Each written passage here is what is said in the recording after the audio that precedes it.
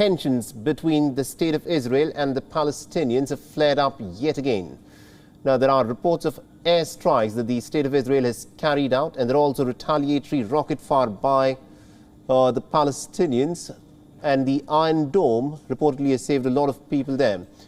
Now, there are conflicting reports that have emerged of the total death toll in these airstrikes by the State of Israel. According to the Palestinian health authorities, at least about 10 people have been killed, including a 5-year-old girl. And 79 people have sustained some serious injuries as Israel resorted to these airstrikes on the Palestinian people. Now, for its part, the State of Israel has claimed that 15 Palestinians have been killed. Now, it is difficult at this point of time to verify either of these claims. However, both sides have confirmed that the top commander of the Palestinian Islamic Jihad group has been killed in the attack. Taser al-Jabari was reportedly living in a high-rise apartment block in the Gaza city. Just hours after his killing, thousands of Palestinians poured out onto the streets to hold a funeral procession.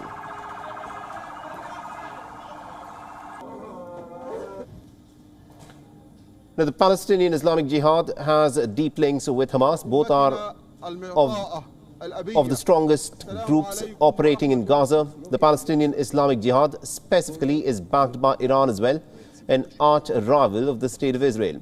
Now, the Israeli Prime Minister Yair Lapid has defended these airstrikes, saying that Israel was forced to launch what he described in his words as a preemptive operation. Israel carried out a precise counter-terror operation against an immediate threat. Our fight is not with the people of Gaza. Islamic Jihad is an Iranian proxy that wants to destroy the state of Israel and kill innocent Israelis. The head of Islamic Jihad is in Tehran as we speak. We will do whatever it takes to defend our people. Meanwhile, the Israeli forces have also reportedly arrested about 20 people so far who have been accused of terror activities. The IDF claims that 19 of these people belong to the Palestinian Islamic Jihad group. Soon after the strike, the Gaza-based Islamic group has vowed to hit back. It has fired more than 100 rockets into the state of Israel, but most of them have been intercepted by the Iron Dome missile shield. The sirens blared through the night and residents were urged to stay in bomb shelters. There are no immediate reports of any casualties in the state of Israel.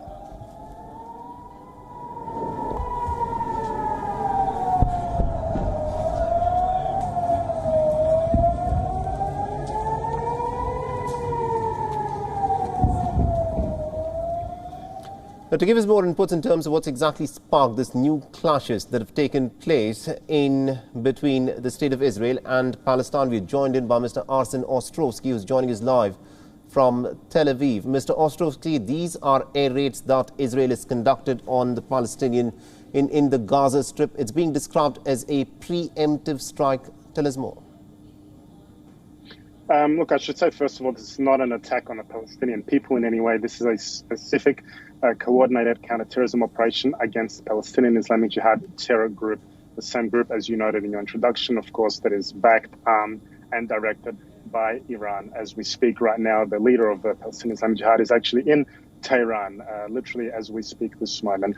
Unfortunately, the strike was necessary, and it only happened after a number of days of relentless threats by Palestinian Islamic Jihad, specifically the head of their northern command, Taser al-Jabari, who you mentioned as well.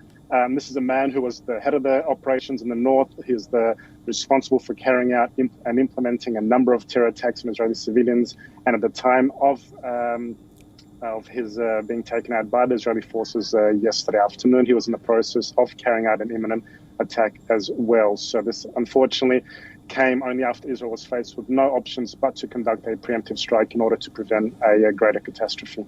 A lot of people have also spoken about, the collateral fatalities that have taken place. There's a 5-year-old girl who's also been killed as a part of these air raids that Israel has carried out. Israel says that it is carrying out a very precise, specific operation, but a lot of innocent people have also died. Look, any time innocent people are hurt, that is an absolute tragedy. But the difference here is that whereas Israel specifically and only targets military targets, what the Palestinian Islamic Jihad is doing is essentially committing a double war crime. They are hiding behind Palestinian civilians while targeting civilians in Israel. All right, and also there are border closures. There's this border which if I'm not wrong, is Kerem Shalom, which has been shut. And this is said to be a border through which the Gazan people get fuel for their power generation reactor. And it is quite possible that they could be out of power if the border closure continues. How long is this likely to go on? Well, the reason there is a closure at the moment is because of Palestinian Islamic Jihad rockets that have been hit at the area. Some almost 200 rockets have been fired in the last 12 hours by Islamic Jihad, of which it's important to note at least 30 to 40 rockets have hit in Gaza itself. So not only the Islamic Jihad targeting Israelis, they're also hitting their own people. This border crossing, which is crucial, and I'm sure it will reopen as soon as the rocket bombardment is eliminated. But the ones that are causing this is Islamic Jihad, who instead of focusing on their own people, are focusing on investing in rockets and firing at Israelis' population areas. All right, we'll have to leave it there. Thank you very much indeed, Mr. Arsen Ostrovsky, for joining us and getting us those updates then. Thank you. WION is now available in your country. Download the app now and get all the news on the move.